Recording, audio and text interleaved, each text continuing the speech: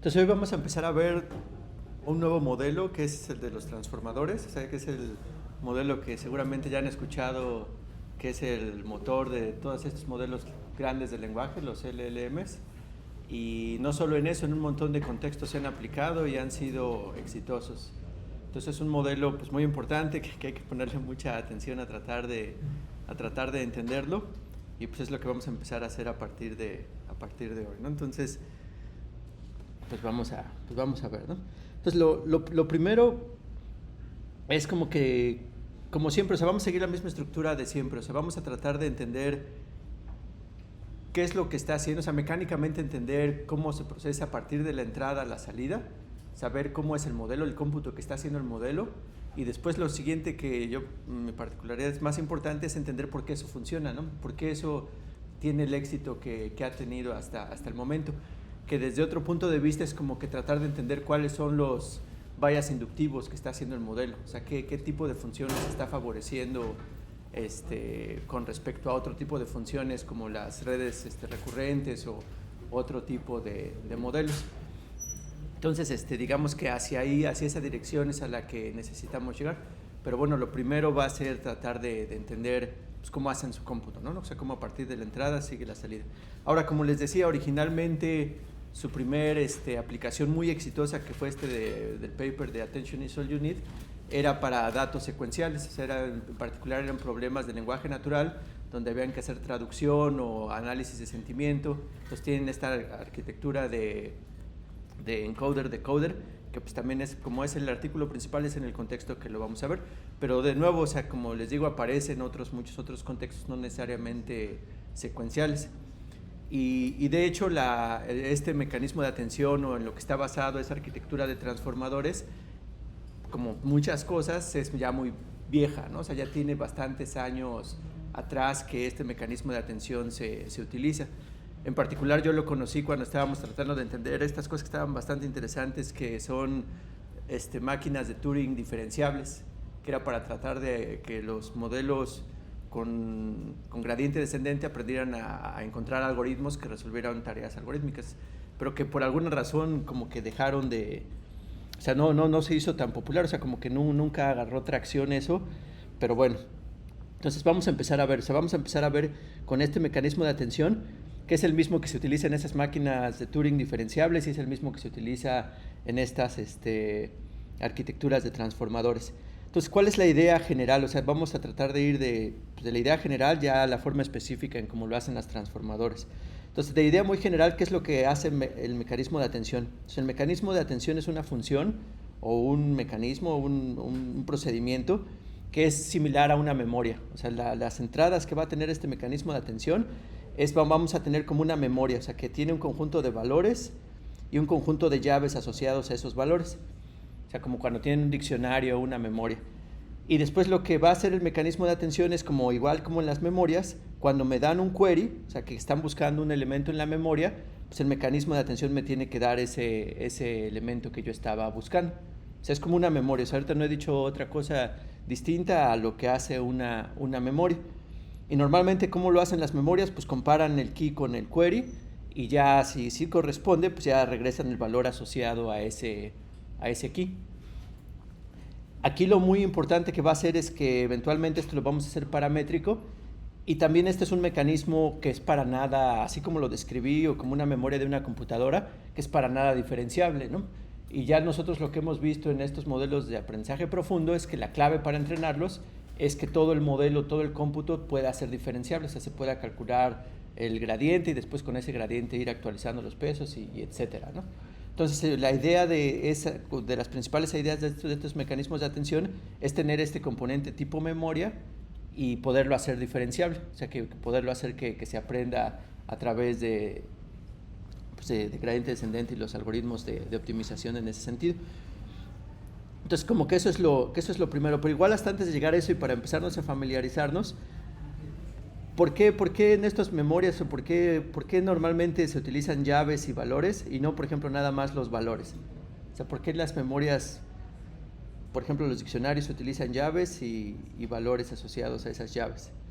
Para poder acceder de manera más directa en tiempo de ejecución presente. Pues eso es una, y de hecho es a la respuesta que voy, que puede haber múltiples razones. No sé, por ejemplo, como que esto separa el contenido de la forma en cómo se accesa el contenido.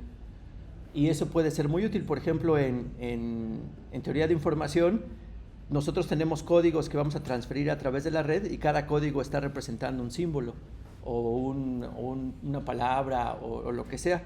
¿Y por qué esto es útil? Porque así ya podemos diseñar códigos que sean robustos ante errores en las transmisiones, y ya después cuando hay que decodificarlo, pues ya se utilizan diferentes propiedades y todo esto de teoría de información, ¿no? Entonces la idea aquí importante es poder desacoplar pues cómo se direccionan estos elementos y los elementos mismos. O sea, es importante para tener toda esta flexibilidad de la potencia que podía tener. Y bueno, y eso es algo que vamos a ver que puede ser muy útil en este contexto de los transformadores o de este modelo de aprendizaje, ¿no? Entonces, pues eso es como que el objetivo del mecanismo de atención, que llega un query y después el mecanismo de atención, pues vamos a ver cómo podemos encontrar a través de ese query, pues está solicitando un valor de la memoria, que es el que tiene su llave que corresponde al query asociado, ¿no? Entonces, ahora ya una instanciación ya específica de este problema es, como les decía, o sea, es como que tratar de hacer este mecanismo diferenciable, o sea, hacerlo como que soft. O sea, nosotros aquí lo describí como tipo memoria, pero lo que vamos a tratar de hacer es que sea como que para hacerlo diferenciable es hacerlo suave. Y como lo vamos a hacer normalmente, también esto es genérico, pero también vamos a ir a la forma más específica, pero va a ser de esta manera. Entonces, ¿qué es la función de atención o qué va a ser la función de atención para hacer suave este mecanismo de memoria? Es que de nuevo la entrada es un query y bueno, y después tenemos la memoria, ¿no? O sea, todo esto representa la memoria, ¿no? Le puedo poner así, que este es o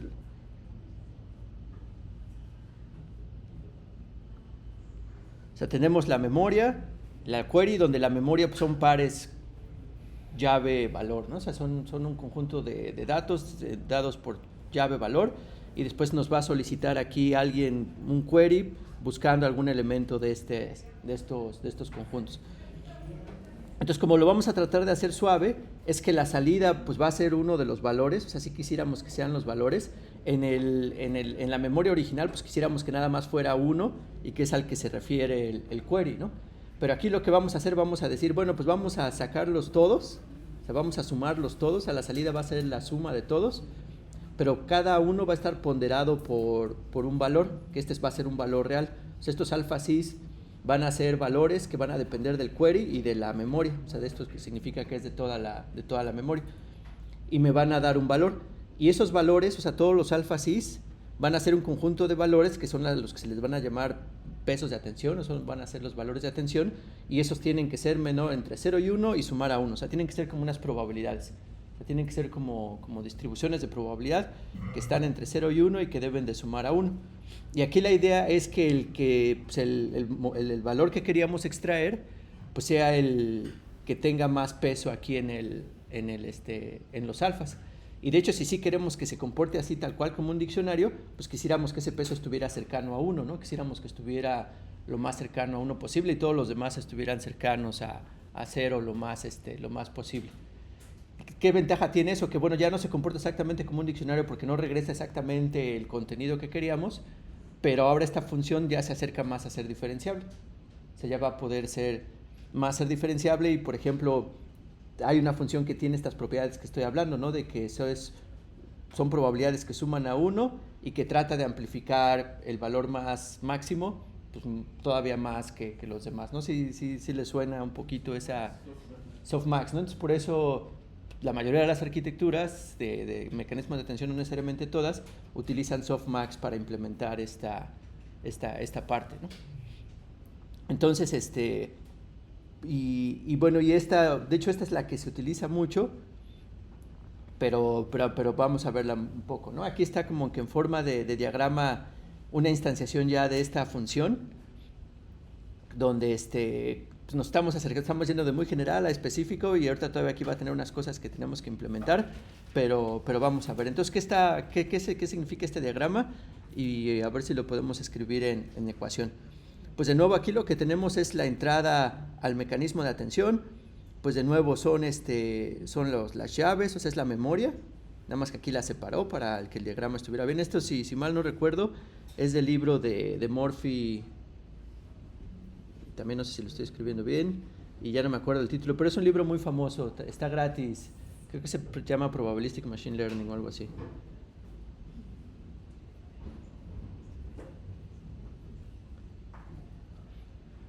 Entonces también, a mí creo que sí ya se lo recomiendan un chorro, pero porque se supone que es muy formal y todo, pero yo siento que ni es tan formal y sí tiene mucho simbolismo. Está más o menos, pero bueno, ahí yo diría que le pondría 4 de 5 estrellas, pero bueno.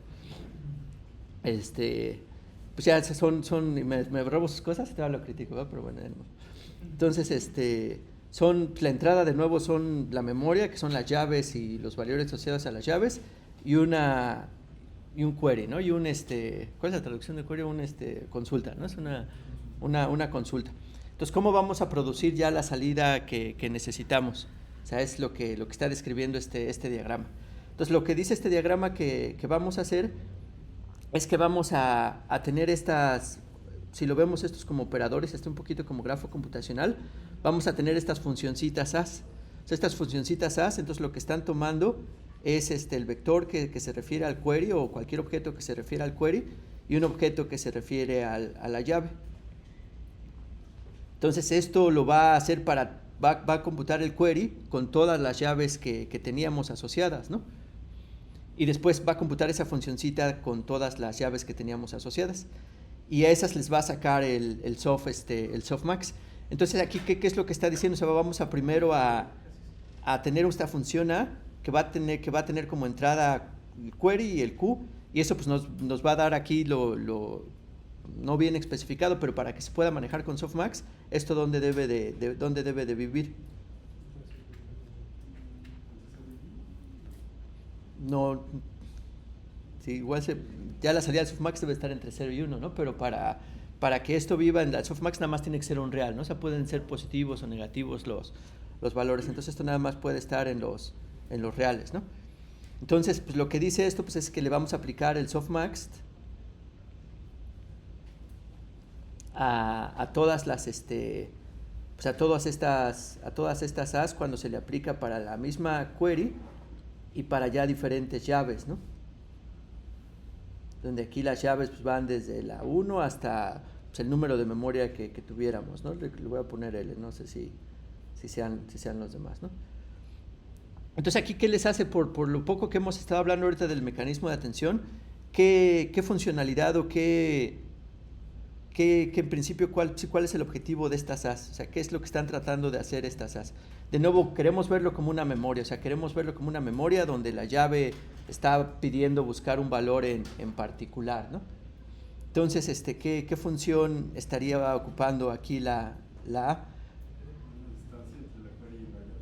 Sí, ¿no? O sea, como que va a comparar la query y el key y nos va a decir qué tan cercanos o qué tan similares son, ¿no? O sea, qué tanto la llave sí coincide con el key, porque eso es ya lo que nos va a hacer después extraer el valor que necesitamos. Entonces, sí, estas apps pues, como que juegan como que la función de similitud, o sea, como que son funciones de similitud o que nos dicen qué tanto el key corresponde al query que estamos haciendo, ¿no? O sea, qué tanto el key sí me va a decir, sí, yo soy el que estás buscando con respecto al query que estoy haciendo. Entonces, mientras esa similitud sea pues más grande, pues entonces pues va a ser mejor la salida, ¿no? Bueno, la similitud. Entonces después, si entonces ya tenemos esto que son como similitudes, después la softmax entonces ¿qué va a producir? O sea, esto que es la salida que va a producir esto, pues va a ser de nuevo como dijimos, pues ya va a ser una distribución de probabilidad, ¿no? O sea, todos estos vectores van a ser todos estos elementos de la memoria, o sea, todos estos as que son L elementos, pues les va a asignar un valor a cada uno de ellos con la propiedad de que son entre 0 y 1 y bueno, igual para claro, igual ya ni me acuerdo, pero bueno, a ver más o menos. si yo digo softmax y voy a agarrar el iésimo componente de ese, porque softmax la salida es un vector, ¿no? Y le entra un vector, o sea, aquí le van a entrar unos, lo voy a poner como xx, ¿no? Y son L, o sea, son de i igual a 1 hasta L. Entonces, el iésimo elemento de este vector, ¿cómo está definido en softmax? Entonces, si mal no recuerdo, pues va a ser e a la xi entre ¿qué? De todos esos, ¿no? Para normalizar lo que estén entre 0 y 1. Entre e a la x j, ¿no? Donde igual aquí van a ser desde el 1 hasta el L. Entonces ya como estoy normalizando entre la suma de todos, pues eso por eso está entre 0 y 1. Pero aquí lo relevante del softmax y por lo que se llama softmax es porque está elevando cada uno de los elementos e a ese valor. Entonces lo primero es que todos estos valores, ¿qué valor tienen? Todos son positivos, ¿no? También eso es importante para que estén entre 0 y 1 a la hora de normalizar, porque si nada más normalizara para tratar de hacer entre 0 y 1, si estos valores xy no fueran positivos, pues ya también ahí tendría un problema. Entonces ahí está resolviendo también dos problemas. Uno, que ya hace que cualquier conjunto de números convertirlos en una distribución de probabilidad, pero también que amplifique más el más grande, ¿no? Porque también esta función exponencial es pues positiva y crece exponencialmente tanto para negativos como positivos, ¿no? Los negativos se van haciendo exponencialmente a 0 y los positivos se van haciendo exponencialmente a infinito, ¿no?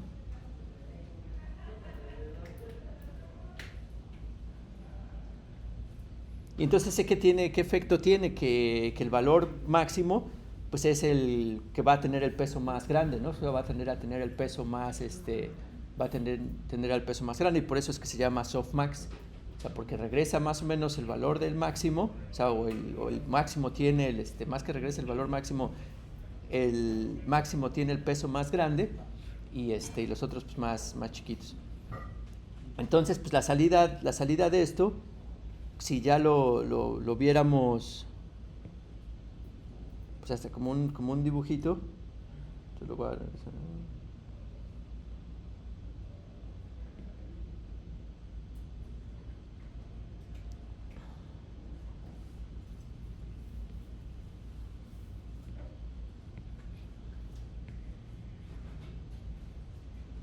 Pues esto ya a lo que correspondería pues sería como una distribución de probabilidad, que lo que más o menos esperaríamos es que estuviera concentrada en un valor que es al que le da el peso más grande, ¿no? Que estos no necesariamente van a ser 0.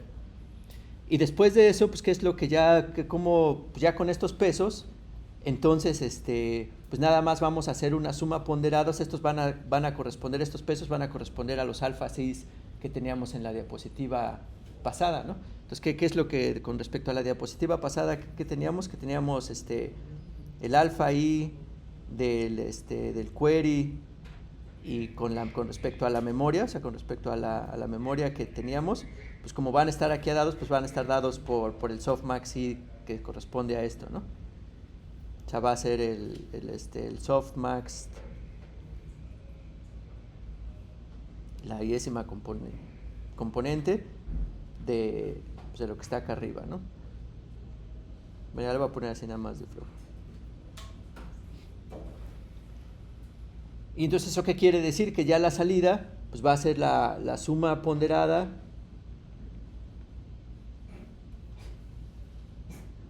de estos alfa 6 que están dados por el softmax, como lo teníamos antes, y ya multiplicadas por el vector asociado, ¿no? BI. Y de nuevo aquí la idea pues es que el BI pues es este vector, el que va a tener más peso pues va a ser este vector, aunque está sumando todos los demás pesos, ¿no? Eso es lo que refiere esta multiplicación de aquí. Entonces no sé si tengan una pregunta o comentario hasta ahora.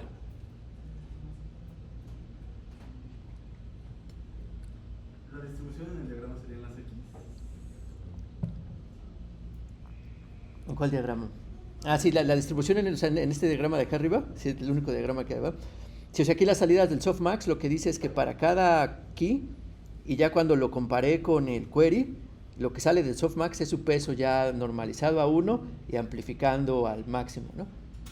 Y no nada más amplificando al máximo, también, o sea, como que todo cae exponencialmente, ¿no? O sea, todo se diferencia exponencialmente uno con respecto al otro. O sea, si había uno más cercano al máximo, estaba, o sea, si la distribución de los que salió de comparar con los As, pues tenía, no sé, a dos que estaban más o menos uno cercano del otro y ya después otros pues, más o menos cercanos. Después de pasar por el softmax, pues esto como que lo va a amplificar, pues toda que la diferencia de este entre y este sea, pues, sea exponencialmente más grande, y también la distancia que había entre estos y los demás también sea exponencialmente más grande, ¿no? O sea, todo aplica hacia lo largo de todos los valores, ¿no? Y pues la cosa es que pues está exponencial, que de hecho esta es la forma más básica. O sea, todavía uno, si quisiera todavía hacer más extremo ese comportamiento, ¿qué harían? O que ya no quisieran que fuera tan extremo, que dijeran, o sea, como que yo por alguna idea de un bias inductivo que tengo, como que siento que este mecanismo de atención no tiene que ser tan comportamiento tan como de memoria. ¿Qué harían para lograr eso?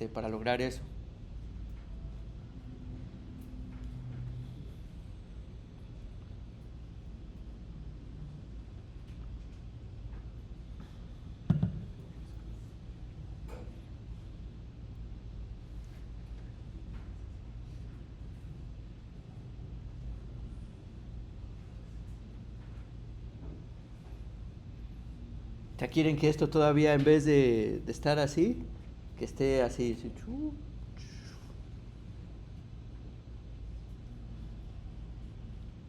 O al revés, o quisieran que no estuviera tan manchado, que estuviera así. Agregar una constante al exponente. Sí, exactamente. O sea, aquí podemos agregar aquí una constante que a veces le llaman temperatura.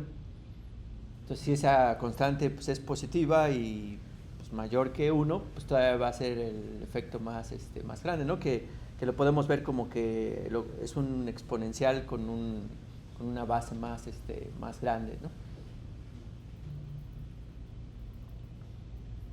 Entonces, pues podríamos hacer eso. Si mal no recuerdo, la mayoría de las arquitecturas lo dejan así, componiendo la constante en 1. Pero está muy bien. Entonces, ¿alguna otra pregunta o comentario?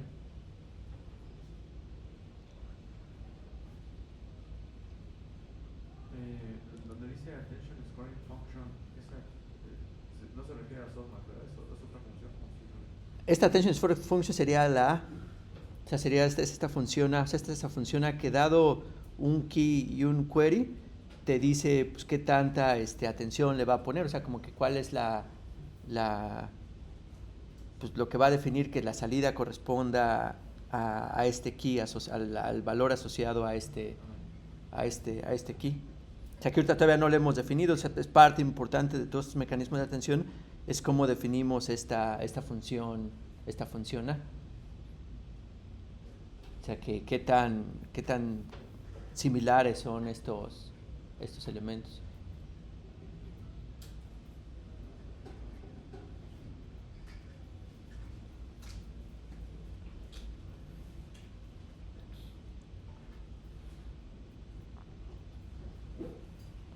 Pero bueno, ¿no? Entonces, pues podemos continuar, ¿no? Entonces, es como que fuera de definir estas funciones A, pues es una forma de cómo tener un mecanismo de atención que lo que dice es como que es imaginárselo como una memoria suave, ¿no? De que yo utilizo un query para referirme a uno de los objetos de la memoria, yo quiero que me dé el valor asociado a ese elemento de la memoria, y pues utilizo los keys para compararme con ellos y regresar el valor correspondiente. Entonces antes, ya se parece, ya está muy cercano al que está en la arquitectura de Transformers, pero esta misma estructura pues la podemos ver todavía en un ejemplo mucho más sencillo, y también creo que da buena intuición, y también viene en este mismo libro de Murphy, por si lo quieren checar. Y es un ejemplo de una herramienta o de un algoritmo de machine learning ya bastante viejito, que le llaman kernel regression no paramétrica. Entonces es una forma de construir modelos a partir de datos para predecir nuevos valores, ¿no? Como lo que siempre hacemos con Machine Learning. Y este es un ejemplo muy sencillito porque hasta es en una sola dimensión, aunque estos modelos de kernel se pueden utilizar también para muchas dimensiones y etcétera. Entonces vamos a ver aquí cómo funciona este mecanismo de atención y cómo está interesante esta cosa, ¿no? Entonces aquí el contexto que tenemos, pues de nuevo son, pues tenemos un dataset que nada más en este caso vive en 2 dimensiones y entonces tenemos valores X y Y, que son estas bolitas en naranja, ¿no? Son las bolitas en naranja y pues ya, ¿no? Que en este caso pues dice que la verdad está aquí en púrpura y si es la verdad, ¿por qué están tan locochones los puntos naranjas? ¿Qué pensarían? Que nos mintió, ¿no? Que no es la verdad. Bueno, más bien la verdad es la azul, ¿no? Por el query no era muy bueno. No, aquí todavía no estoy hablando de transformadores. Aquí nada más estoy diciendo que esta es la verdad, se supone, y los puntos que se supone que son de mi dataset vienen pues fuera de la verdad, ¿no?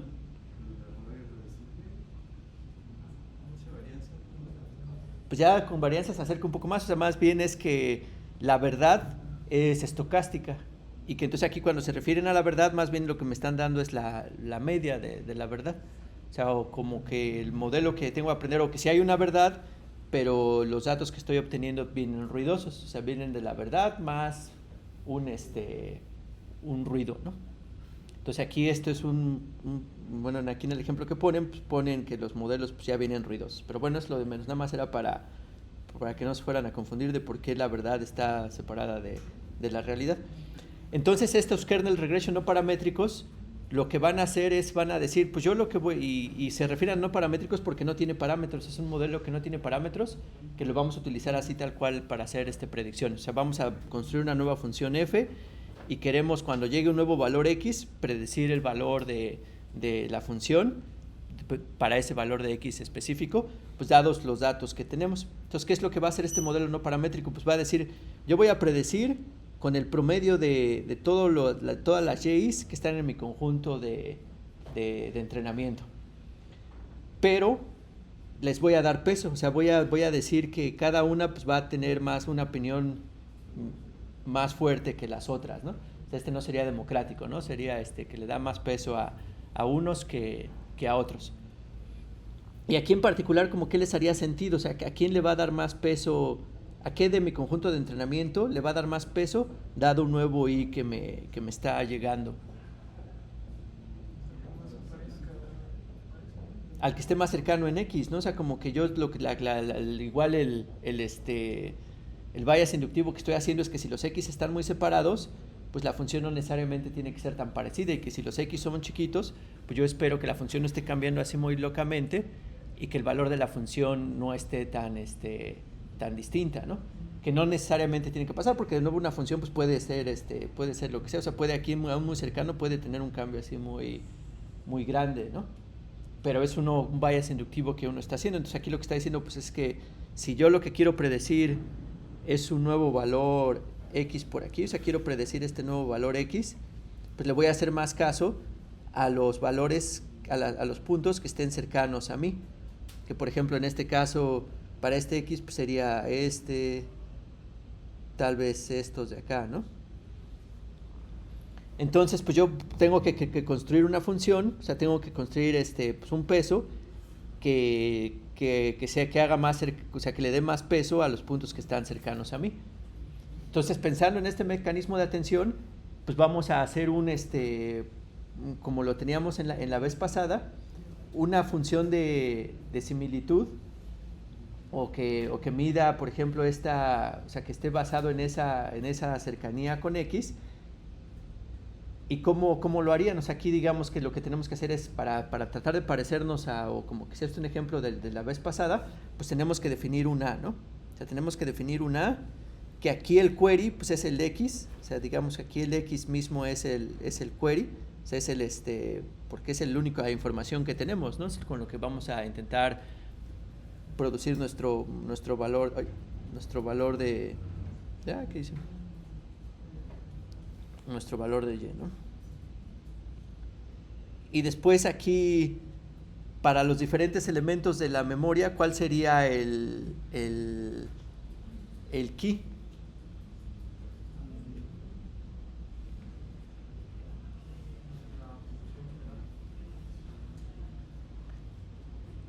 No necesariamente, no, o sea, porque de nuevo recordar qué es lo que queremos, o sea, lo que ahorita, si quiero utilizar esto como memoria más o menos, que de hecho aquí ya está en la sumatoria, ya se parece a la salida del mecanismo de atención que describimos antes. Ahora lo que queremos es que a cada una de las salidas asociadas, aquí cuál es el value en este ejemplo, son las salidas, ¿no? Son las J's, ¿no? O sea, porque si lo vemos, lo comparamos con el pasado, o sea, la salida era pues, la suma de ponderando los pesos y ya el valor asociado, ¿no?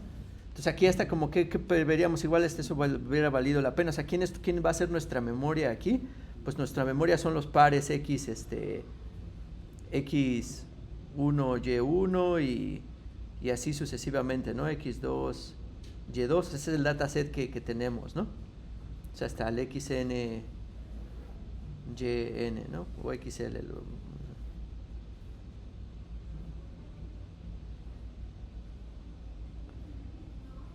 O sea, eso es el dataset que yo tengo y aquí en esto pues, consideraríamos a estos como los valores.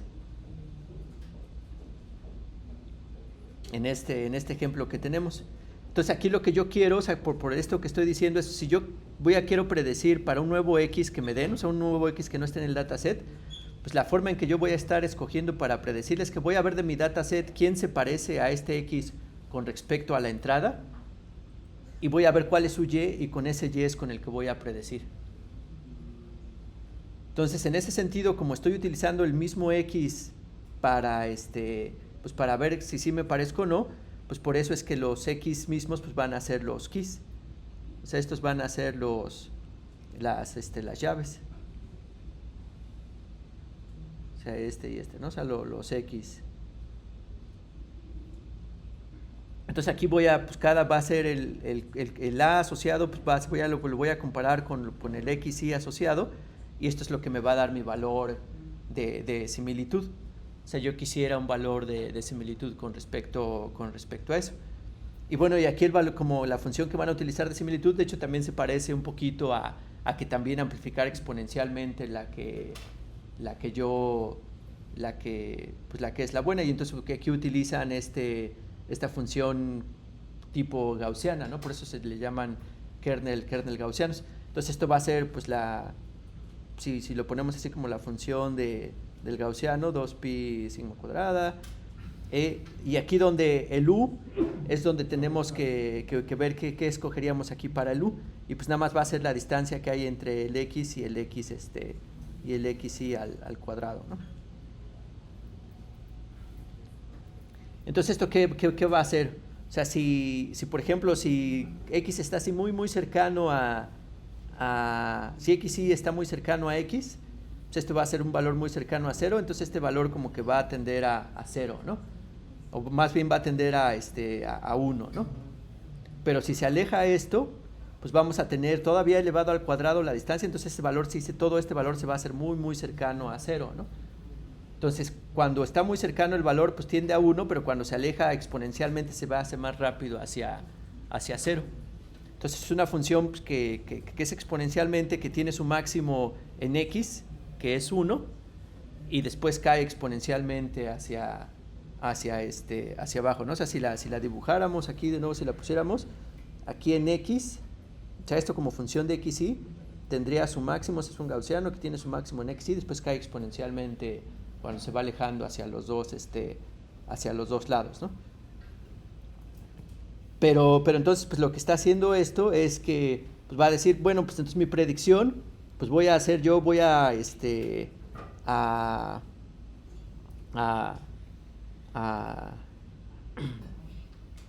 predecir con el y asociado a un punto, pero voy a ponderar con estos pesos, ¿no? Que de hecho aquí ya para que se pareciera al anterior, ya nada más estos habría que normalizarlos, ¿no? Habría que normalizarlos para que sumen a 1, pero en el modelo original de kernel regression ya no se normalizan, o sea, ya no se pasa por softmax como lo teníamos en el mecanismo pasado, pero bueno, aquí también si se quisiera se podría pasar por softmax, pero pasa exactamente lo mismo, ¿no? Ya nada más igual hasta esto ya no es importante. Pero hace sentido, ¿no? O sea, de nuevo, si voy a predecir este X, pues entonces el que va a tener más peso para la hora de la salida, pues va a ser este punto, y por ejemplo este punto va a tener muy poco peso en el promedio, ¿no? Entonces, pues hace sentido que si voy a predecir un punto que está aquí en este intervalo, pues le va a dar más peso a los puntos que están alrededor de esto, y a los otros puntos no les va a dar casi peso. Pero es un buen ejemplo, pienso yo, de mecanismos de atención, o sea, de cómo en base a la entrada yo decido a quién de mi dataset o de mi memoria, en este caso el dataset, a quién le voy a poner atención o quién le voy a poner más opinión de cuál va a ser la salida correspondiente. Y bueno, ya en este ejemplito, cuando yo ya grafico cuáles son las predicciones que está haciendo este modelo para diferentes valores de X, pues sale la curvita esta que está en morado. Y pues está decente, ¿no? O sea, yo no la veo tan mal.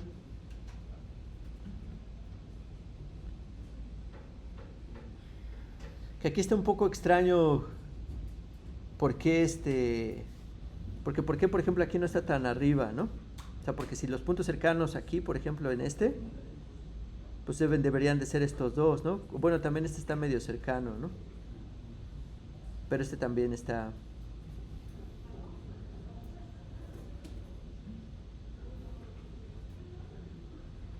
De hecho, yo pensaría que la predicción, a ojo de buen cubero, debería de ser algo... Pero bueno, ya... ¿Y cómo se estima la real y la... O sea, si con ese cálculo te da la predicción, ¿cómo estimas la real?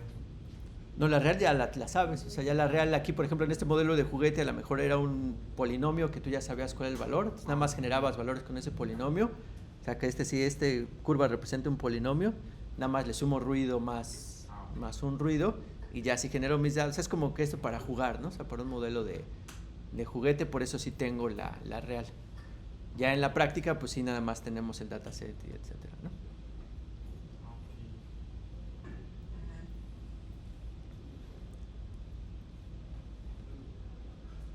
Pero de nuevo aquí y aquí cómo explicaré así sin que yo se los explique esto qué quiere decir.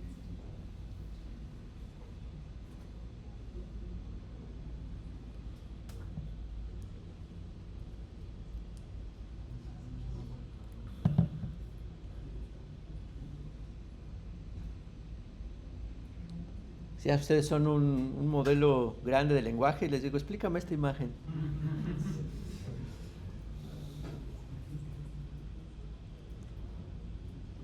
Podría ser dónde están las palabras más comunes en el modelo de lenguaje. No, con respecto a ¿no? O sea, con respecto a este problema. O sea, todavía estamos en esta slide, ¿no? O sea, todavía no nos estamos yendo más lejos que esto. Entonces, debería estar relacionado con esto que estamos hablando, ¿no? Y pues aquí viene Sorted Training Inputs. Entonces aquí dice, pues son las entradas, o sea, es la memoria, pero ordenada con respecto al X, ¿no? Entonces aquí esto se refiere al punto que está más cercano a 0 de los X, pues el punto que está más cercano, o sea, son ordenados los puntos, ¿no? Aquí pondría los puntos donde están ordenados con respecto al X. Y aquí Validation Inputs pues, también son puntos, no sé qué se refiere con validación, bueno, sí sé ahorita, pero digamos que ahorita les explico, pero son puntos ordenados también, o sea, estos son X, ¿no? O sea, en los dos ejes son X. O sea, este es X y este es X. Es el peso que le da, ¿no? Exactamente, ya es el peso que le da en este mecanismo de atención, ¿no? Entonces, por ejemplo, los puntos que están muy cercanos a 0, o sea, cuando yo quiero predecir, aquí en validación son los puntos que quiero predecir, entonces quiero predecir un punto que está cercano a 0.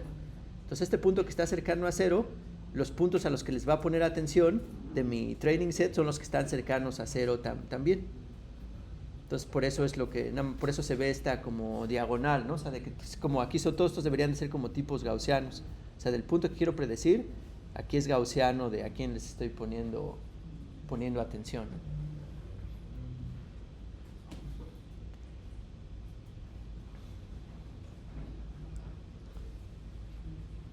Entonces, pues de nuevo, entonces este modelo de kernel regression pues es un modelo que es similar a un modelo de atención, donde para predecir la salida asociada a un nuevo punto, pues se fija en el dataset se pone atención a quién está cercano a él, donde aquí la atención en el que va a recibir más atención, pues es el que está más cercano a él en el espacio del dominio de la función, ¿no? Y ya ese es al que le va a dar más peso y a los otros les va a dar menos peso, ¿no? ¿Alguna duda o comentario? ¿Por qué es no paramétrico? ¿El peso no va a ser un parámetro? ¿O bueno?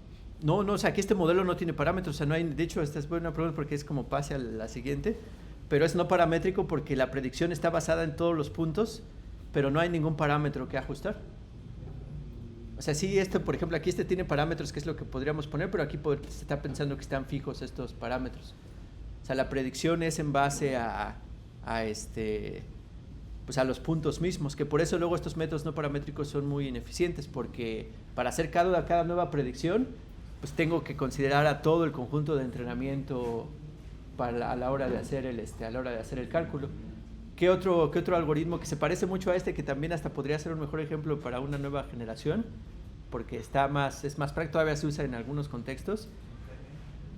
El KNN, ¿no? El K-Nearest Neighbors. O sea, el K-Nearest Neighbors también, como predices con un peso ponderado de los neighbors más cercanos. O sea, aquí la función de esta A todavía es uno que hace cero ya los que se salen fuera del K. Entonces nada más a los más cercanos es con los que va a votar. Ahí tal vez el único parámetro es K, pero también se considera como modelo no paramétrico que busca eso, ¿no? Entonces ese es otro modelo que también igual y también se puede ver como un mecanismo de atención. O sea, de dada la entrada, ¿a quién le pongo atención para hacer mi predicción de salida, ¿no?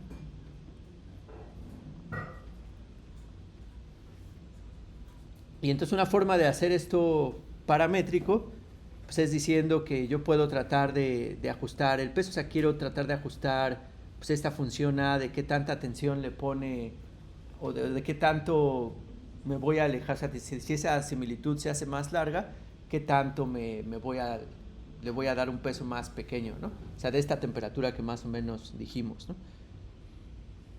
Y entonces pues ya puedo, si ya tengo un parámetro, pues ya puedo hacer gradiente descendente. Y también es parte de lo importante de este mecanismo de atención que es diferenciable. O sea, esta función es diferenciable, esta función es diferenciable, si le pongo este parámetro es diferenciable.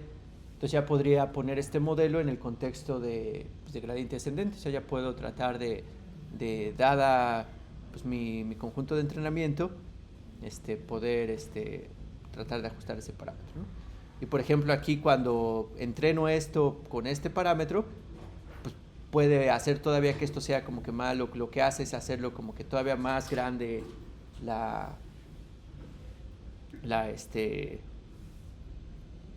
o más concentrada la función de distancia. O sea, nada más le está poniendo atención a lo que está muy cercanito a mí. O sea, si yo optimicé esto para mi conjunto de entrenamiento, pues como que el efecto que tiene esto es hacer más concentrado el efecto de la atención, que no necesariamente es bueno, ¿no? Puedo hacer ahí overfitting posiblemente.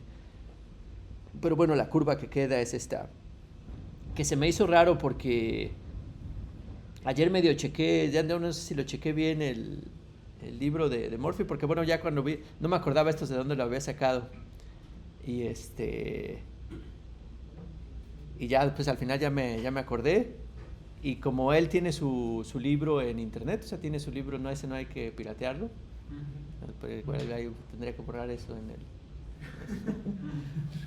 Pero entonces pues me dio curiosidad a ver que si tenía una nueva versión, y en la última versión que ya agarré, creo que este ejemplo ya no viene. Entonces no sé si ya no creo que sí y no. Pero bueno, no importa.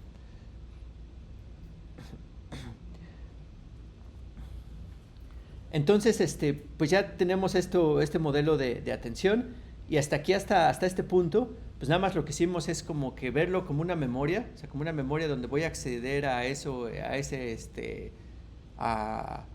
pues que el query me dice como que buscar en esa memoria el elemento que quiero. Pero ahora tal vez hay que hacernos dos preguntas hasta este momento. Todavía esta pregunta nos la vamos a estar haciendo todo el tiempo, durante todas estas clases que veamos transformadores, pero tal vez la primera pregunta es ¿por qué estamos haciendo? O sea, ¿por qué los transformadores utilizan este componente?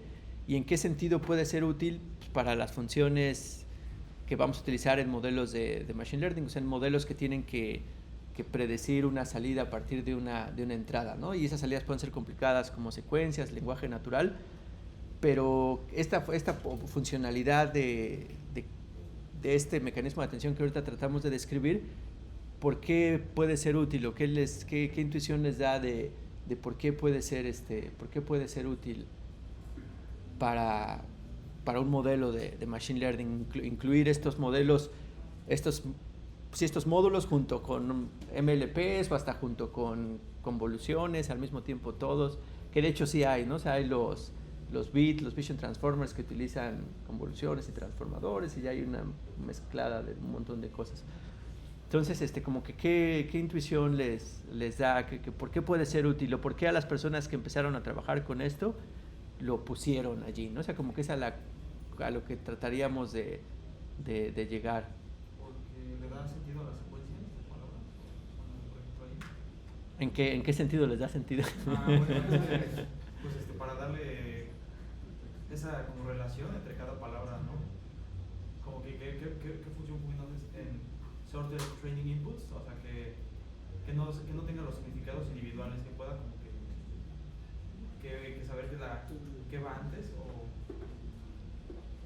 Pues sí va por ahí, o sea, bueno, una de las intuiciones de las que hablan y que también a mí me hacen sentido va por ahí. Entonces, igual uno de los problemas que tenían las redes recurrentes, que era como que el modelo primordial para, por ejemplo, en este ejemplo que ya pusieron de lenguaje natural, era que perdía ya las relaciones a larga distancia en una secuencia. O sea, ya aunque una palabra lejana a otra era importante, o sea, en diferentes contextos de predicción, perdía esa distancia. Por eso fue que empezaron a surgir estas LSTM para tratar de evitar ese problema, pero aún así no lo resolvían, ¿no? O sí lo mejoraron, pero todavía había un hueco grande en las precisiones de los benchmarks, etcétera, de donde se podía hacer progreso. Entonces, pues una forma de tener esta memoria es como que darle al modelo la capacidad de que si yo le quiero poner atención a algo independientemente de dónde esté en la secuencia, o sea, si esa cosa puede ser importante para la siguiente fase de mi computación, pues yo pueda acceder a él. Entonces, digamos que con estos mecanismos, como son no para ponerle atención a una cosa, pues puedes ponerle atención a lo que sea de toda la secuencia o de todo el diccionario, o sea, lo puedes acceder sin importar en qué posición estás, pues ya eso como que pareciera que puede ser útil, ¿no? Ya quién sabe, bueno, al final sí fue útil, pero igual cuando se les ocurrió, pues dijimos, vamos a probarlo, ¿no? A ver si funciona o no, ¿no? Entonces una motivación que lo hicieron pues era para eso, o sea, para poder tener acceso a la información de la secuencia independientemente de dónde esté esa información. Entonces eso es una, pero igual un poquito más abstracto, otra que les digo que fue donde yo vi por primera vez las aplicaciones de estos mecanismos de atención, es que esto como que ya hace un poquito más a los modelos que se parezcan a computadoras, ¿no? O sea, que nuestro modelo tradicional de computación, pues las cosas cuando estamos haciendo cómputo las guardamos en memoria, cálculos parciales, hacemos después otros cálculos y ya después cuando necesitamos esos cálculos parciales, pues ya los tomamos y regresamos al cómputo que tenemos. Entonces, como que de cierta forma tener una memoria disponible para hacer nuestro cómputo, de hecho es una de las cosas que les da la capacidad de cómputo universal a las máquinas de Turing, ¿no? A cosas por el estilo. Entonces, esto se parece un poquito al acceso a una memoria, de hecho es ahorita como lo empezamos a describir en este contexto. Entonces, el tener pues, un módulo que funcione como una memoria, aún en este contexto diferenciable, que es lo que más o menos trataban de hacer las máquinas diferenciables de Turing, pues puede ser también útil, ¿no? Otra cosa también es que también estos mecanismos de atención como que parecen selectores de características, que también es otra cosa que podemos ver más adelante. Pero bueno, ahorita le seguimos. Pero ahora, digamos, el siguiente paso de este mecanismo de tener acceso a la memoria es que como también empecé un poquito la plática, o sea, ¿por qué era importante tener los queries? ¿Por qué era importante tener los keys y los valores? ¿Y por qué para las memorias pues, se tenía esta separación de tener queries y keys? ¿Qué dijimos que era?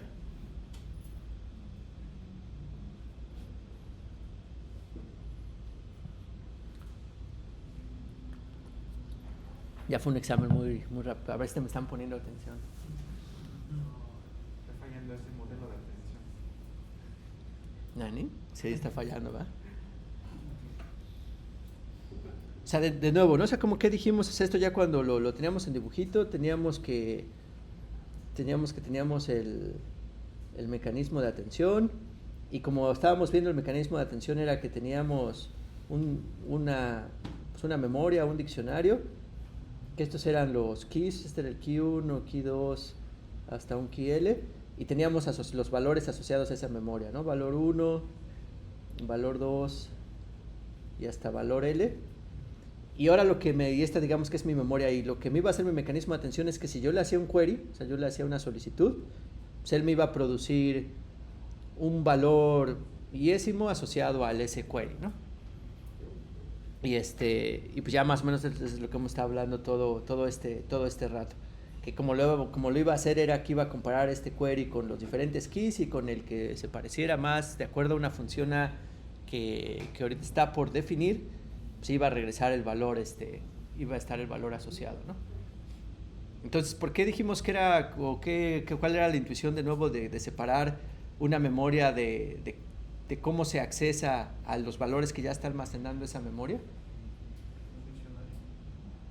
Que de hecho ya respondí, ¿no? O sea, ya más me lo quiero, o sea, es que separemos, que hagamos esa separación, o sea, que la forma en cómo se acceden a los valores sea separada de cómo se accesan esos valores mismos.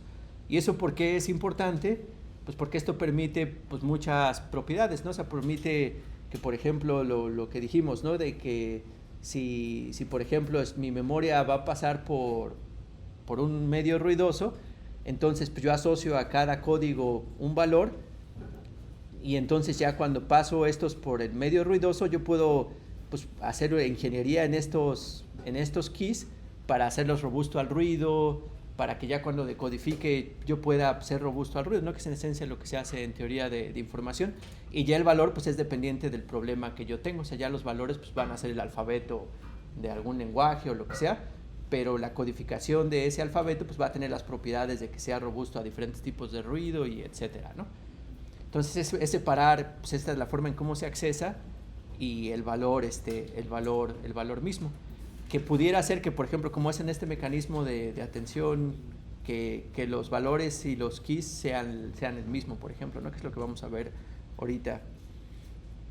Pero bueno, entonces eso es lo que dijimos. O sea, lo que dijimos es que la forma en cómo se acceden los valores, o sea, de cómo es esta función A que nos dice cuál va a ser la similitud entre el key y el query, pues va a depender del problema. En el caso, por ejemplo, ahorita de teoría de información, pues es hacerlos robustos ante el ruido.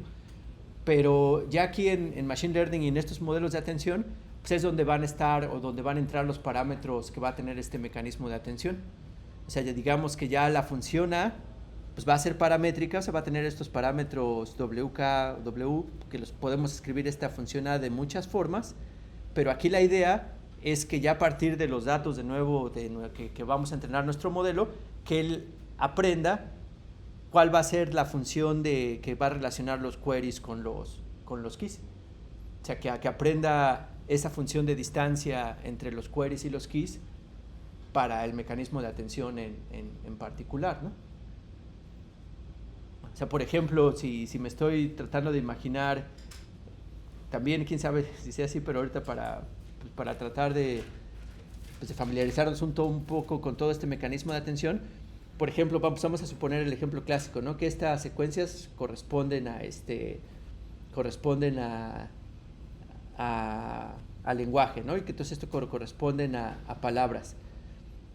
Entonces, pues después yo tengo aquí, voy a tener unos keys asociados a estas palabras, y ahorita también como lo vamos a ver, el mecanismo de atención aquí principal ahorita en una primera instancia piensen que son lo mismo, o sea, que las keys y los valores son lo mismo, o sea, son una copia del mismo vector que otro. Entonces, yo si tengo una palabra, como ¿qué pensarían que debería de ser esa función de similitud para que si yo tengo una palabra, me diga de todas estas, como que cuál es la relevante? O si yo pongo un query, o sea, a ver, no, como que vamos a poner, o sea, cualquier cosa, ¿no? Entonces, por ejemplo, no sé, tengo mi palabra que es me gusta machine learning, ¿no? Y después yo aquí tendría como query, o sea, quiero ver a qué le pongo atención. No sé, el query también es una palabra aquí en este ejemplo que digo que es quién. Entonces, como que aquí, ¿qué les gusta que sea una función de similitud que pudiera hacer sentido? Como un post-tagging que al sujeto de la oración o así. Sí, no, o sea, como que una función que asocie al objeto de mi proposición, ¿no? O sea, que esta sea una función que dado la gramática de una secuencia, de que yo esto lo pueda, así como mencionaron, etiquetarlo en que este es el... yo no tuve secundaria, pero bueno, este es el verbo, este es el sujeto y este es el objeto... No, ¿verdad? Este es el predicado.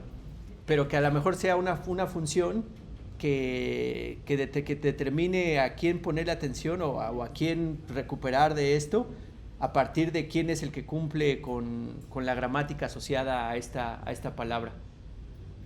Pero puede no ser la gramática, o sea, puede ser que corresponde al objeto asociado al quién, o sea, que ya sea una semántica más arriba, ¿no? O sea, que ya no sea pues, nada más gramatical, pero sino que aquí el mecanismo de atención lo que decide es ponerle pues, atención allá la semántica de quién de esta secuencia es al que se refiere que le gusta o qué es lo que le gusta. Pero bueno, mi punto es que a lo que le va a poner atención depende del problema y puede ser muy variable. Entonces precisamente por eso es que debemos de dejar que aprenda el modelo de atención a qué ponerle atención dependiendo del problema que se quiere resolver.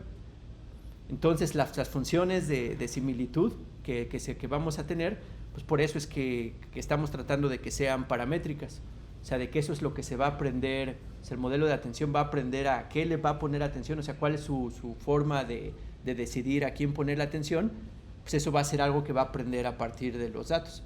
Entonces, de nuevo, como lo hemos estado viendo, aquí nosotros proveemos el mecanismo, o sea, el modelo provee el mecanismo, pero ya las peculiaridades de qué hacer, o sea, de cómo es cómo es esta función de similitud, de qué ponerle atención, pues eso ya lo va a dar o sea, es lo que se va a aprender a partir de los datos. Es como en convolución, uno da el modelo de cómo se hace la convolución, pero ya los valores del filtro, que ya son los que van a determinar pues, cuál va a ser la siguiente salida, pues eso es lo que ya se aprende a partir de los parámetros, ¿no?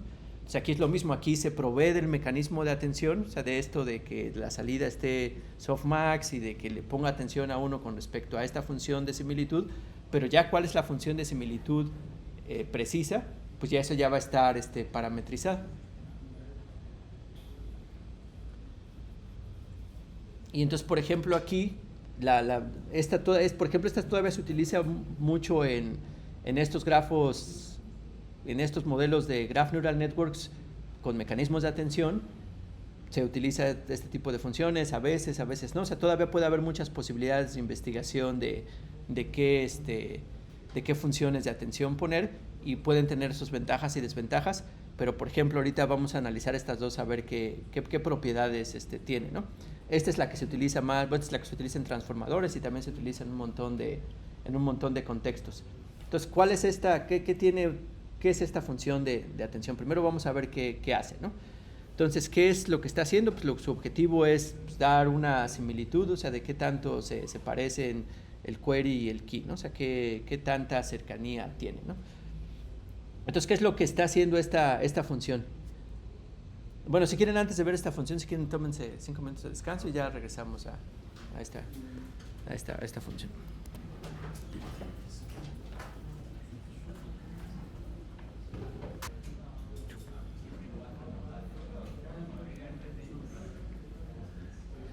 Bueno, entonces pues vamos a tratar de entender pues, esta función que va a ser la que estamos parametrizando, que es la función de similitud que va a haber entre el query y el key que vamos a pasar. Y pues vamos a revisar esta forma que tenemos, ¿no? Entonces lo primero que es donde están los parámetros en esta función es en esta matriz WQ y en esta matriz WK. Entonces lo que está diciendo esto primero es que pues, voy a multiplicar mi matriz WK por el vector Q. Entonces ¿eso qué está haciendo?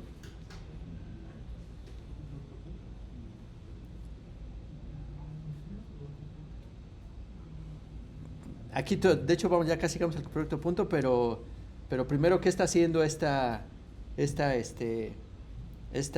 parte de aquí? O sea, digamos, nada más me agarré esta parte de aquí. ¿Qué está haciendo esto?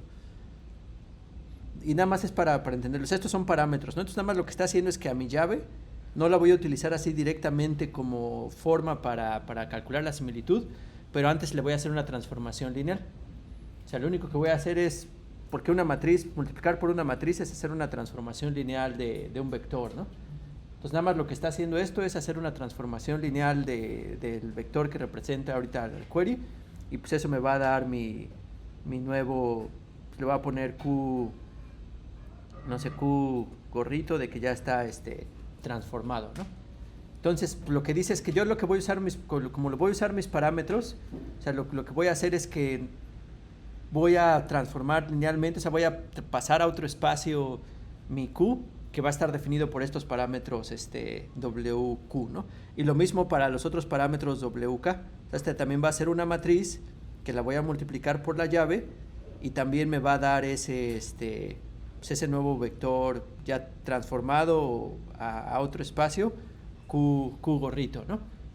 Entonces nada más, o sea, son los parámetros, entonces aquí lo que están haciendo nada más es como que pues pasar estos vectores a otro espacio y después sí ya les vamos a hacer después ya lo que le vamos a hacer sí va a ser el producto punto, ¿no? O sea, ya estamos haciendo Q gorrito, producto punto con K gorrito.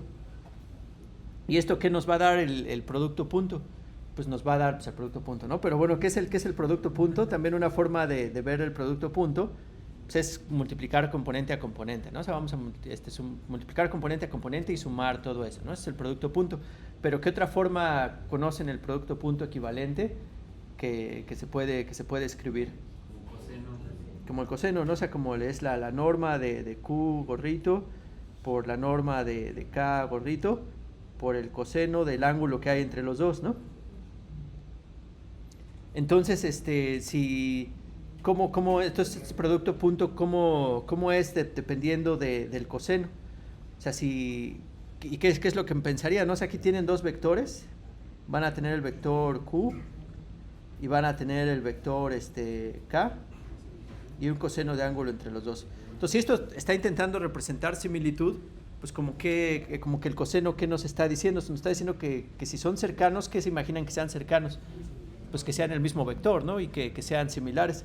Entonces, cuando teta vale 0, pues es que quiere decir que estos están cercanos y pues quiere decir que pues que son similares. Si teta vale 180, pues quiere decir que son muy disimilares, entonces eso va a valer -1 y se va a hacer y así sucesivamente, ¿no? También si teta vale 90 grados, pues va a ser 0 y entonces va a ser que también son la mitad de similares, ¿no? Y de hecho en muchos contextos se utiliza la distancia coseno para medir similitud entre objetos, ¿no? Y bueno, y aquí también está ponderado por la norma de estas cosas. Entonces como que de nuevo, o sea, aquí esta es una forma de medir similitud, pero ¿dónde están los parámetros? O sea, aquí también tenemos una ecuación que mide similitud con distancia coseno, pero donde estamos parametrizando es saber en qué espacio es donde vamos a medir el ángulo entre los dos. O sea, estos parámetros están mapeando tanto los queries como los keys a un espacio donde ya es donde se va a medir la similitud. Entonces, los parámetros pues, nada más están decidiendo en qué espacio se va a medir la similitud. Y eso pues, va a ser ya dependiendo del problema. O sea, aquí de nuevo es donde están los parámetros, donde está lo que se debe de aprender a partir de los datos. Y de nuevo repito porque creo que es importante. Nosotros cuando modelamos con mecanismos de atención proponemos el mecanismo pero ya los parámetros en particular a qué se le va a poner atención, o sea, ya cómo va a ser esta medida de similitud, pues va a estar dada por parametrizar una medida de similitud tradicional, pero por los parámetros del modelo. Entonces aquí también hay ahora algo, pues digamos que importante en este sentido, que lo que podría afectar pues, esta distancia, y que de hecho en la práctica lo afectaba, es que todavía este producto punto pues depende de las normas de estos vectores, ¿no? Entonces, por ejemplo, una de las cosas que, como hemos visto que podemos arreglar estas cosas, que son algo que ya hemos visto que podría ayudarnos con este problema a tener como que control de que esto pues, sea más o menos estable, no sé si estoy hablando un poco vago. Normalizar, ¿no? Entonces, en las arquitecturas de transformadores, todos estos vectorcitos que ya son los que van a representar pues, las entradas a los transformadores, que lo vamos a ver a continuación, siempre pasan por capas de normalización. Normalmente son de layer normalization y no de batch normalization, aunque también en algunos casos hay gente que ha intentado usar batch normalization, pero casi la mayoría son layer normalization. Entonces estos están normalizados. Entonces están normalizados a que tenga norma 1, ¿no? O bueno, media 0 y varianza 1, ¿no? O sea, que es la normalización de layer normalization. Pero entonces aquí todavía está una normalización extra, o sea, aquí todavía esta definición tiene dividido entre raíz de D, donde D es la dimensión de estos vectorcitos en esta representación. Entonces aquí pues también nada más es como ¿por qué se escoge D? También no sé qué tan, bueno, sí es importante, pero bueno, es interesante, pero la forma en por qué escogen esta D, o al menos como viene en algunos papers, es ¿por qué creen que sea raíz de D? ¿Por qué dividen entre raíz de D? O sea, primero, ¿cuál sería el objetivo? Y ya después, ¿por qué raíz de D ya en concreto ese valor en particular? ¿Cuál creen que sea el objetivo de dividir esto?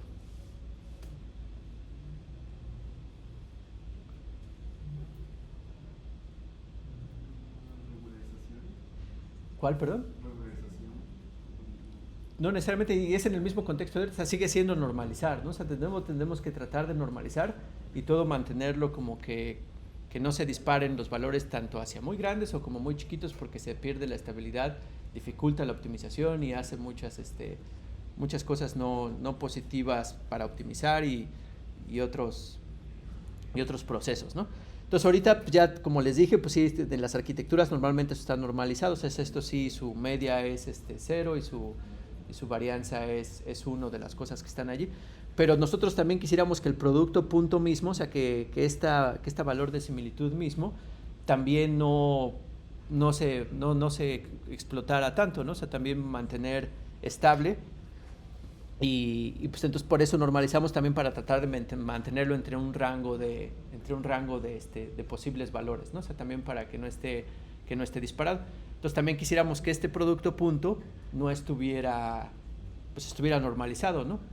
Que en este caso ya de sospecha de que esté de que uno sospecharía que mientras más grande sea la dimensión de estos vectores, entonces este producto puede tender a ser también más grande. Y entonces quisiéramos que hacer independiente a este producto punto esta similitud de la dimensión en la que viven los vectores. O sea, como que hacer que lo que importe sea el ángulo y no la dimensión en el que viven los vectores. O sea, que sí se parezca más esto a una distancia coseno, más y que la dimensión no sea tan importante. Entonces, si tenemos si mal no recuerdo, la forma en cómo ya escogen esta D es utilizando el siguiente razonamiento. Entonces, lo que van a suponer, o sea, lo que más o menos suponemos es que si estos vectores están normalizados a que tengan media 0 y varianza 1, pues lo que uno podría imaginarse es que las entradas de los vectores, por ejemplo, si aquí pongo al Q o a cualquiera de los vectores, pues supongamos que tiene pues, sus coordenadas, ¿no? O sea, tiene el Q1, Q2 y así hasta QD, que es la dimensión. Entonces, por cómo están normalizados, pues lo que más o menos estamos suponiendo es que cada uno de estos QI tiene media 0 y varianza 1, ¿no? Entonces, digamos que los QI tienen media 0 y varianza 1, ¿no? Por la normalización de layer normalization o batch normalization, o sea, como que es lo que estamos tratando de hacer. Y por acá tenemos también lo mismo para el K, ¿no? O sea, también son, van a ser vectores que cada una de las entradas tienen media 0 y varianza 1. Entonces aquí la razón así brevemente de por qué dividimos entre raíz de K, por ejemplo, si hiciéramos este producto punto, ¿qué nos quedaría? O sea, ¿cuál es el producto punto de Q transpuesta K? Pues ya multiplicar componente a componente y sumar, ¿no? O sea, SXI, KI, y esto sumado para DI igual a 1 hasta D, ¿no? En este caso, ¿no? Entonces aquí la suposición que hacen para hacer este análisis que está ahorita es que todos estos son independientes, que no necesariamente, ¿no? Ya ni en las cosas de Machine Learning, pues todavía más aún, dependiendo de cómo ya son los parámetros que se aprenden, etcétera. Pero bueno, si suponemos que todas estas entradas son variables independientes con media 0 y varianza 1, ¿qué podemos decir del producto punto? O sea, ¿qué podemos decir de esta ecuación?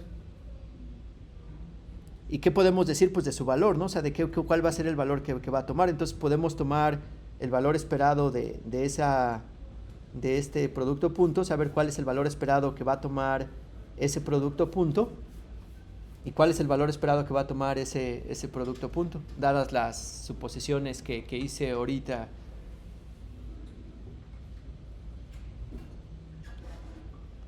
¿Qué usan primero ahí?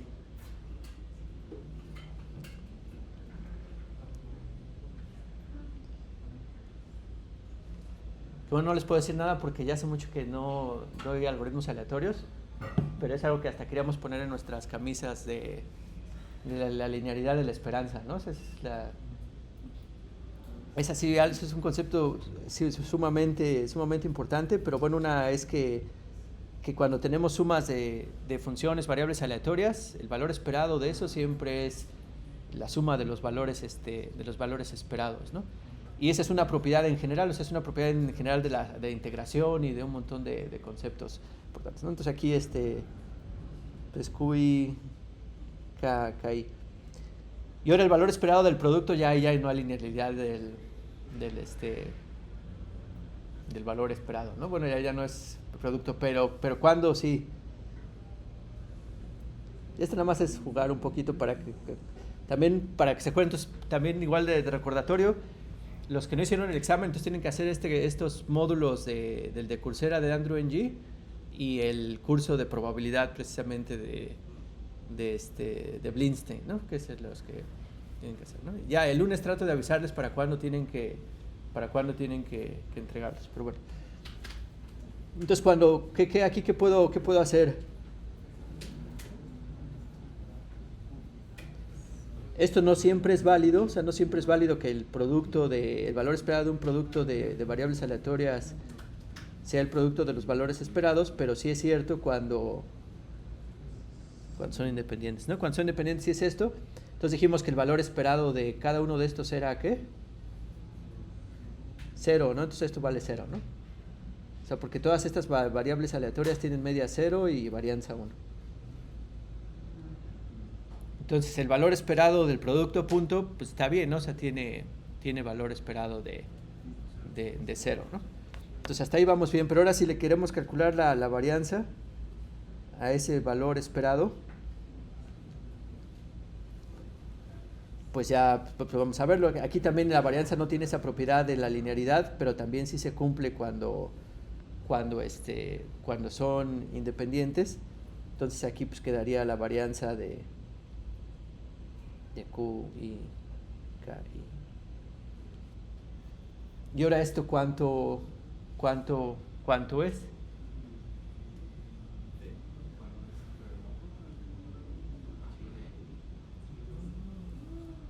Sí es D, pero aquí ya también no podemos ver por la multiplicación de las varianzas, o sea, sí tenemos que ser un poquito más o sea, hasta la podemos calcular explícitamente esta varianza de Q y KI. Entonces, ¿cuánto es, por ejemplo, cuánto es QI, KI al cuadrado? O sea, esta variable aleatoria, el valor esperado de esto, ¿cuánto va, que en este caso la varianza de cuánto va a ser? ¿Qué posibles valores puede tomar este producto? Entre -1 y 1, ¿no? Ah, no.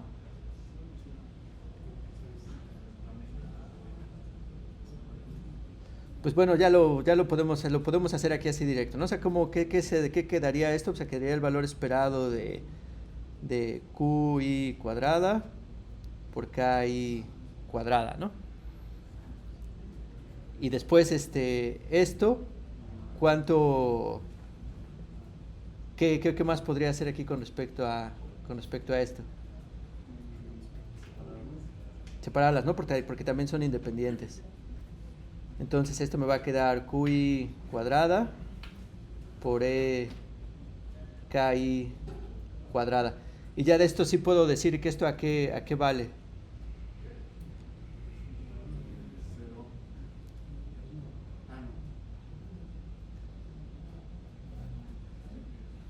¿Qué es lo que yo sé? O sea, yo sé que la varianza de QI es igual a 1, ¿no?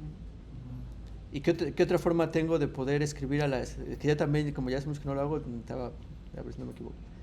¿Esto cómo lo puedo escribir también?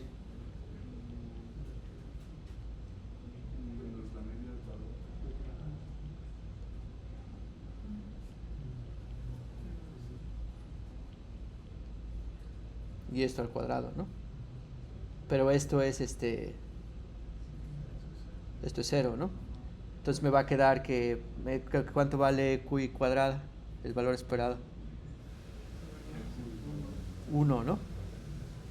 Entonces pues que es la varianza también de esta cosa, pues va a valer 1, ¿no? También aquí me falta un paso porque tendría que ver cuánto vale de E a la QI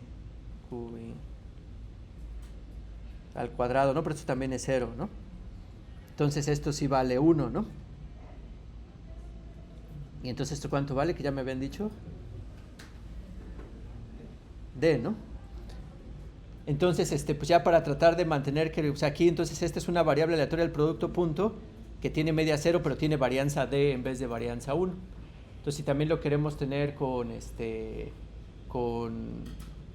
si tiene con varianza D, ¿no? Entonces, si lo queremos pues bajar a varianza 1, pues hay que normalizar por la desviación estándar, que sería la raíz de D, ¿no? Entonces, por eso es que aquí está dividido entre raíz de D. Entonces, nada más esto es para tratar de mantener de que ya el producto punto, o sea, esta medida de similitud, pues sí esté como que nada más en términos del ángulo y que pues tome valores pues con media 0 y varianza 1, ¿no? Y de nuevo que no dependa de como vimos aquí, la varianza en esta suposición, que es razonable. O sea, me parece que este análisis es razonable porque pues estamos haciendo las normalizaciones, layer normalization, precisamente para que ocurra que estas tengan media 0 y varianza 1, y que entonces su producto punto pues iba a tender a crecer con la dimensión, ¿no? O la varianza se verá siendo grande con la dimensión. Entonces por eso pues normalizamos con raíz de D. Entonces pues está ya bien. Entonces esta es la forma de esta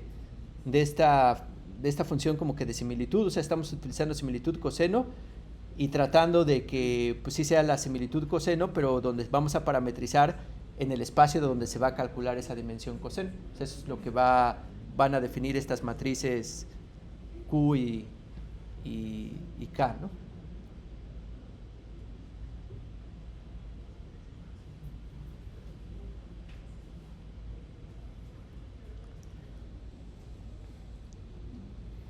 Y de hecho está más locochona, ¿no? O sea, ¿qué es lo que está haciendo?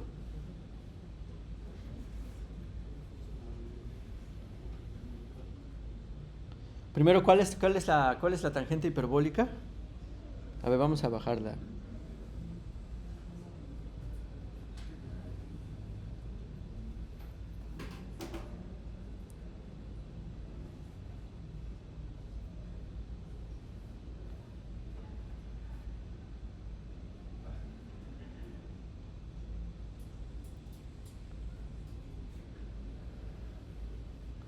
Que hasta no sé qué tanto, pero bueno.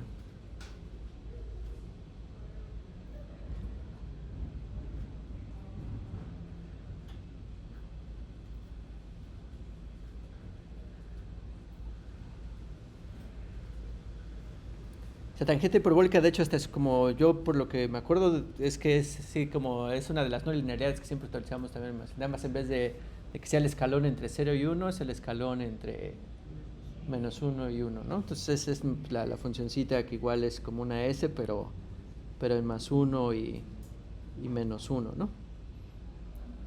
Entonces,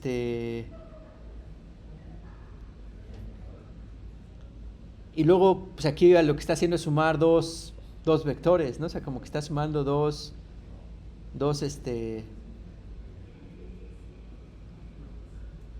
sea, de nuevo, lo mismo que antes, ¿no? O sea, donde están los parámetros, de hecho aquí son más, o sea, son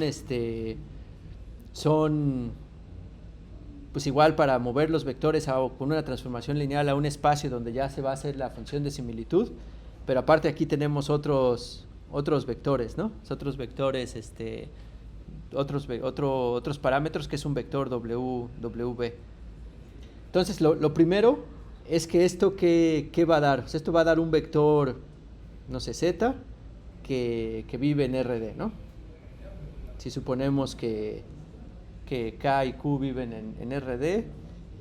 Y bueno, y también ahí de hecho no necesariamente vive en RD, pero bueno, ahorita por lo pronto dejémoslo así, porque ya también va a depender de la matriz W, ¿no? Pero después entonces aquí esta tangente hiperbólica, ¿qué creen que sea? Bueno, ¿cómo se está aplicando aquí más bien? Pues también como siempre en Machine Learning, ¿no? Como que estamos haciendo broadcast y le está aplicando la tangente hiperbólica elemento a elemento, ¿no?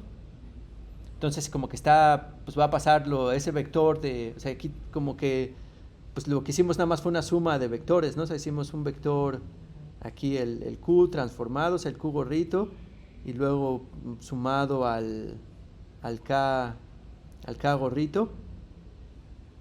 Y después ya, dependiendo de sus coordenadas que tenían todos esos los pasamos a 0 y 1. Y después ese le hacemos un producto punto, o sea, hacemos al final también un producto punto, pero con otro conjunto de parámetros. Entonces de nuevo nos va a quedar un valor que puede ser positivo o negativo, pero que va a estar determinado entre esto. Y entonces aquí como que me parece un poco menos intuitivo de cómo se mide la similitud, ¿no? O sea, aquí en qué sentido pensarían que se está midiendo la similitud. Por ejemplo, aquí como que hasta está más genérico, o sea, como que en principio esto no es tan claro cómo es la similitud, pero al mismo tiempo podría ser más expresivo de una medida de distancia, ¿no? O sea, por ejemplo, aquí, ¿qué les parecería que fueran ya una vez transformados? Como que en qué sentido podrían ser similares los vectores Q y K. O sea, como que los dos en sus coordenadas, pues como que coincidan, ¿no? Entonces, si coinciden en sus coordenadas, o sea, de que se parezcan de nuevo entre sí, ¿no? Como que es lo que queremos. Entonces, si coinciden en sus coordenadas, ¿qué va a ser la tangente hiperbólica? O sea, si coinciden en sus coordenadas, cuando lo sumemos, pues nos va a mover hacia esta dirección, ¿no? O si ambos son los negativos, pues nos va a mover hacia esa dirección. Entonces, si coinciden, o sea, si coinciden los vectores, pues nos va a hacer a la dirección que se saturen los dos vectores, y entonces digamos que va a hacer que estemos en la versión de saturación, y cuando no coinciden, pues nos van a hacer que estemos en la región de 0, ¿no? Entonces, como que en ese sentido, pues cuando ya salga el vector después del tangente hiperbólica, mientras más ceros tenga, es que eran más disimilares, y mientras más unos tenga o menos unos, es que puede que sean más similares. Pero todavía eso se permite que este vector W escoja si los signos cómo hacerles caso, o sea, si de los negativos o los positivos, si todavía considerarlos como parte de que sean importantes o no, ¿no?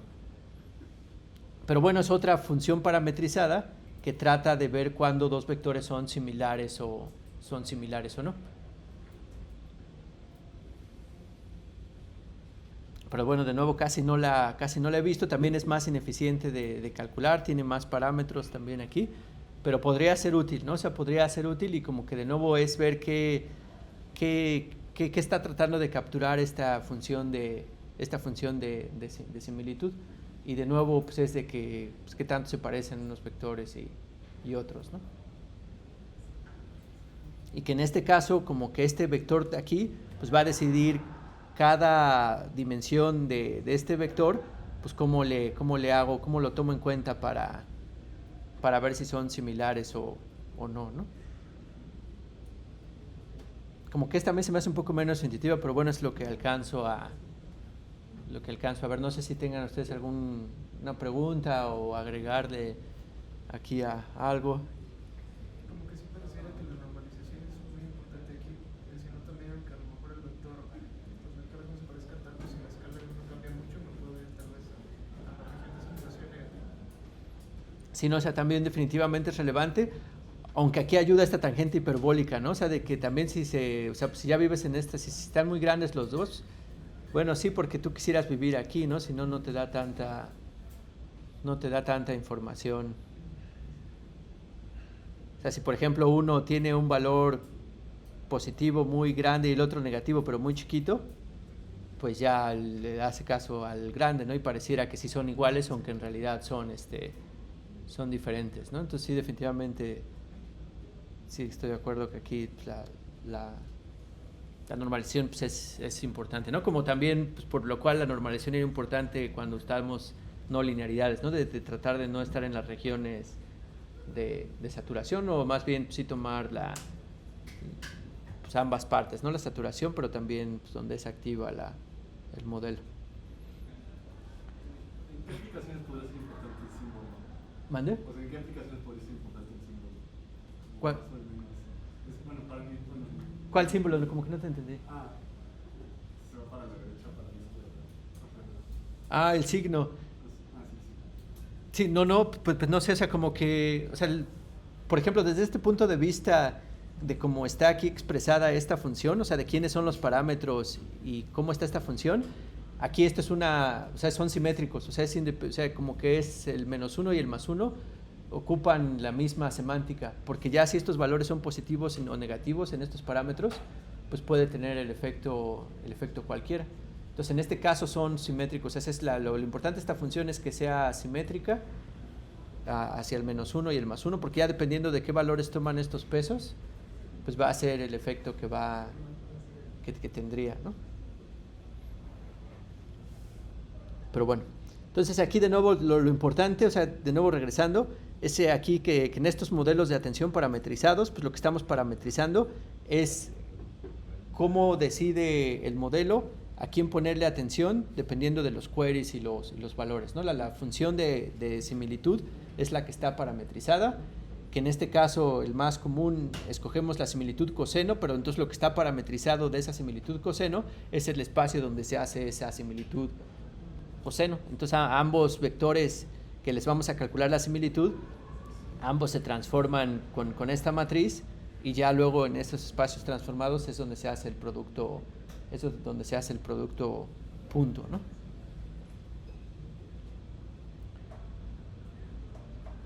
Entonces, bueno, entonces tengan preguntas o comentarios.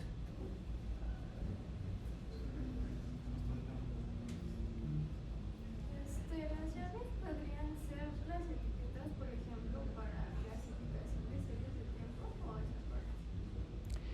Ya ahorita digamos que en principio todos estos tres elementos, las llaves, los queries y los keys, pueden ser cualquier cosa. Y ya va a depender de la aplicación quién es quién. Pero digamos que la semántica que tienen, por eso les llaman, o sea, la llave es como que lo que nos va a ayudar a direccionar el contenido que tenemos, o sea, es lo que nos va a ayudar a decir cuál es el contenido que vamos a extraer. Los valores pues, son los valores mismos, que es lo que está almacenado en la memoria, y el query pues, es lo que estamos preguntando de qué.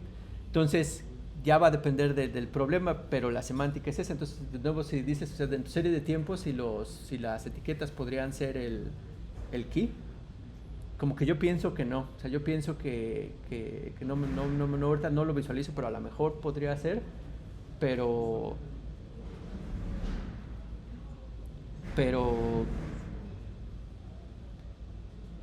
puede ser, o sea, si dependiendo, o sea, si toda la serie de tiempo la ves como el valor y ya tu key es la etiqueta, sí podría ser en principio, pero como que yo lo veo difícil.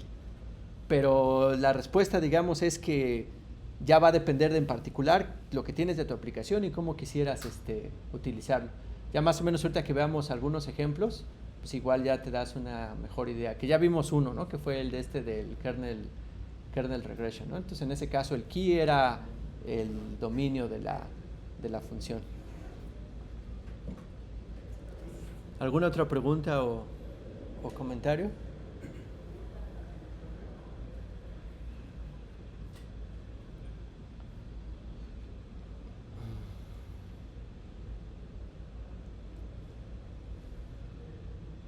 Bueno, a ver, ahorita regresamos tal vez, porque iba a preguntar, pero tal vez igual sí es mejor ya con un problema ya en concreto, como que qué tipos se imaginarían de que aprendería un modelo, o sea, qué transformaciones o qué representarían estas transformaciones para ya modelos en específico.